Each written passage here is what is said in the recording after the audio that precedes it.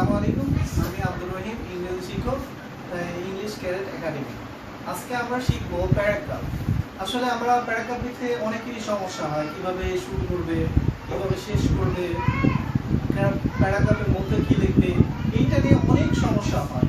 তাই আজকে শিখবো যে আসলে প্যারাগ্রাফ কিভাবে লিখতে হয়, কিভাবে সহজে আমরা ভাবতে পারি এবং লিখতে পারি, সেই বিষয়ে আমরা আজকে কথা বলবো। চলুন যাক আজকে প্যারাগ্রাফ শিখি। প্যারাগ্রাফ হচ্ছিল একটা অনুচ্ছেদ, যেটাকে বাংলাতে বলে অনুচ্ছেদ। একটা প্যারা কয়েকটা সেন্টেন্স নেওয়া হয়, কিন্তু এই প্যারাগ্রাফের মধ্যে অনেক তিনটা জিনিস থাকে।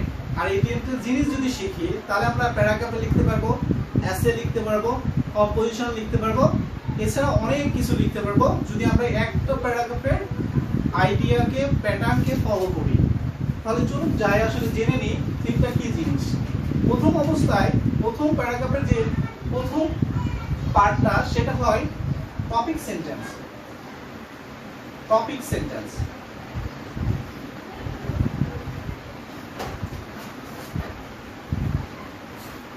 এই টপিক সেন্টেন্সটা হচ্ছে প্রথম পরিচয় প্যারাগ্রাফে। আমি কোন বিষয়ে লিখতেছি তার ফার্স্ট সেন্টেন্সে এর পরিচয় থাকবে, সাধারণ পরিচয়। যেমন নাম, এই ছেলেটার নাম কি, this is Rahim, this is Karim, এরকম ভাবে সাধারণ একটা নাম। যখন আমরা কোনো বিষয়ে প্যারাগ্রাফ লিখি তো সাধারণ একটা নাম, তার বিষয়ে একটা সেন্টেন্স। যেমন আমরা যদি কোনো বিষয়ে সেন্টেন্স, কোনো বিষয়ে প্যারাগ্রাফ লিখি, যেমন ধরো আমরা একটা বৃষ্টি নিয়ে লিখতে যাচ্ছি। সাপোজ ধরুন বৃষ্টি, রেইনি মানে বৃষ্টি। তাহলে এর টপিক সেন্টেন্সটা কি হবে? টপিক সেন্টেন্সটা এমন হবে, raining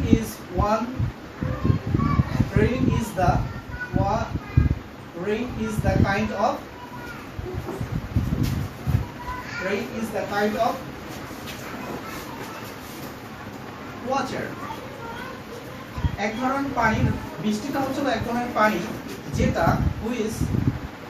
যেটা come from, যেটা আসে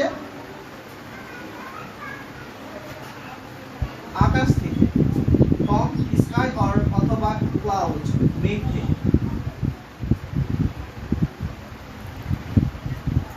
বৃষ্টি মেঘ থেকে বৃষ্টি হয়। তাহলে বৃষ্টিটা হচ্ছিল এক ধরনের পানি যেটা মেঘ থেকে আসে। এটা কিন্তু আমরা একটা টপিক সেন্টেন্স দিলাম, সাধারণ একটা নাম, সাধারণ একটা পরিচয়, যে রেইনিংটা কি জিনিস সেটার পরিচয়। এরকম ভাবে টপিক সেন্টেন্স আমাদের লিখতে হয়। টপিক সেন্টেন্স মানে সাধারণ পরিচয়। আমরা যদি একটা বোতল দিয়ে বুঝি সেটা বুঝতে পারবো যে একটা সাধারণ একটা বোতল, এটা একটা যদি বোতল হয়, এই বোতলের প্রথম নামটাই হচ্ছিল যেটা, সেটাই হচ্ছিল টপিক সেন্টেন্স। যেমন এটা কিসের বোতল, ওয়াটার বোতল না কি বোতল? আমরা যদি এটা পানির বোতল হয় তাহলে আমরা বললাম ওয়াটার বোতল, দিস ইজ এ ওয়াটার বোতল, সেটা আমরা বলে ফেললাম। এখন এর ভেতরে কি আছে এটা বলি নাই। এটা বলার জন্য কি কি লাগবে সেটাই হচ্ছিল বডি, সেটাকে আমরা বডি বলবো।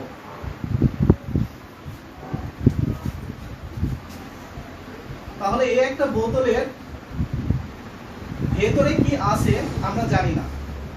তাহলে ওয়াটার বোতল এটা আমরা জানি, ভেতরে কি আছে এটা আমরা যে ব্যাখ্যাটা দিব, এটা আমরা জানি যে ওয়াটার বোতল, এটা পানি আছে, কি ধরনের পানি, কই থেকে আসছে, নদীর পানি না আকাশের পানি, এগুলো যখন ব্যাখ্যা দিব সেটার নাম হচ্ছিল বডি।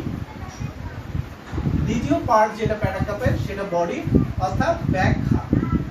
প্রথম সেন্টেন্স যেটা আমরা দিব সেইটার ব্যাখ্যা, পূর্ণাঙ্গ ডিটেইলস, সেটাই হচ্ছিল ব্যাখ্যা দিতে হবে এই টপিক সেন্টেন্সকে ধরে, সেটাই হচ্ছিল বডি।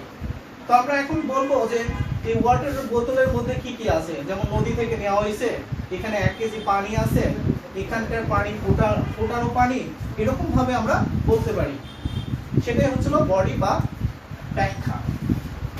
তারপরে আমাদের কনক্লুশন আছে। কনক্লুশন তাহলে কি ভাবে লিখতে পারি? এই কনক্লুশনটা হচ্ছিল বোতলের মুখির মতো।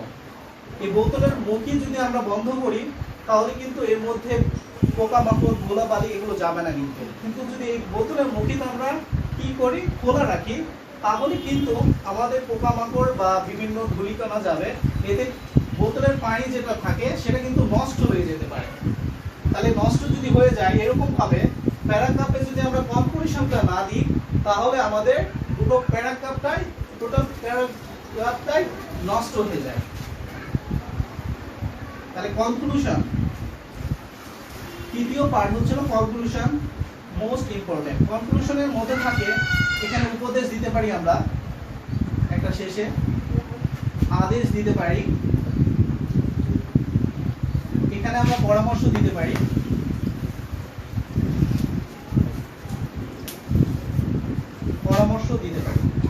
তাহলে উপদেশ, আদেশ, পরামর্শ, এটাই হচ্ছে কনক্লুশন। শেষে একটা বোতলে মুক্তি আটকিয়ে দিলাম, শেষে একটা সামারি, 2 লাইনের সামারি অথবা 1 লাইনের একটা সামারি, সেটা হচ্ছে কনক্লুশন একটা প্যারাগ্রাফে। তাহলে আমরা তিনটা পার্ট শিখলাম যে কিভাবে লিখবো। তো টপিক সেন্টেন্সটা হচ্ছে সাধারণ পরিচয় টপিকের, আর এই টপিক সেন্টেন্সে আমরা কি দ্বারা যদি কোনো বস্তু বিষয় লিখি তাহলে হোয়াট, কি, এটা। আর যদি আমরা ব্যক্তি সম্পর্কে লিখি তাহলে এখানে আমরা হু দ্বারা প্রশ্ন করি, হু, কে। যেমন আমরা প্রাইম মিনিস্টার সম্পর্কে যদি লিখি যে শেখ হাসিনা, হু ইজ শেখ হাসিনা, তো আমরা এখানে লিখতে পারি প্রথম টপিক সেন্টেন্স হিসাবে Sheikh Hasina is the prime minister of Bangladesh. তো এইভাবে লিখতে পারি। আর বস্তু বিষয় হলে সেটার বিষয়ে আমরা হোয়াট দ্বারা প্রশ্ন করতে পারি। হোয়াট অর্থ কি, এই প্রশ্নের উত্তর যেটা হবে সেটাই টপিক সেন্টেন্স। তাহলে আমরা বুঝতে পারি যে ব্যাখ্যা, এই টপিক সেন্টেন্সের ব্যাখ্যা হচ্ছিল বডি, আর এই টপিক আর বডির একটা সামারি হচ্ছিল কনক্লুশন। তার এই তিনটা পার্টই খুবই ইম্পর্টেন্ট জিনিস। যেমন একটা বোতলের মুখই যেমন ইম্পর্টেন্ট, এই বোতলটাও যেমন ইম্পর্টেন্ট, এবং পানিটাও কিন্তু ইম্পর্টেন্ট জিনিস। তো এইভাবে আমরা একটা প্যারাগ্রাফ